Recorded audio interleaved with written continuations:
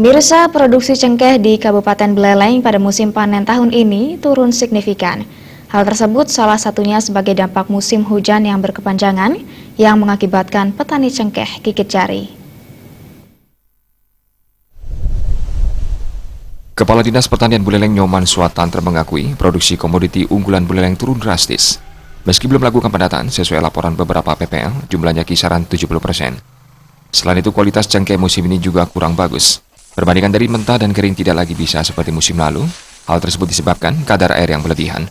Produksi yang demikian tak hanya menyebabkan petani terutama penggarap juga gigit jari.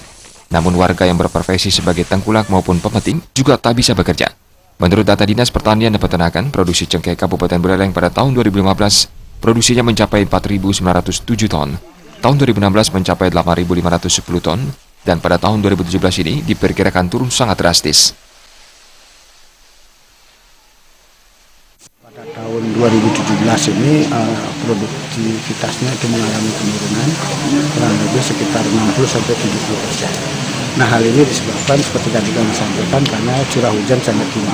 Nah, kemudian yang kedua, memang sifat tanaman cengkeh itu paling tidak 2 tahun sekali memiliki produksi yang cukup baik. Nah, untuk mengatasi hal itu, memang kami dari Dinas Pertanian itu telah berupaya untuk melakukan pembinaan, pendampingan terhadap petani melalui sebuah abian yang ada di Kabupaten Buleleng itu untuk tetap melakukan upaya-upaya kegiatan pemeliharaan secara baik dan benar, khususnya yang berkaitan dengan teknik dan tata cara panen cengkeh yang baik. Selain musim, produksi juga dipengaruhi oleh cara pemetikan pada panen sebelumnya, di samping pemeliharaan yang kurang maksimal. Komang Yuda, Bali TV.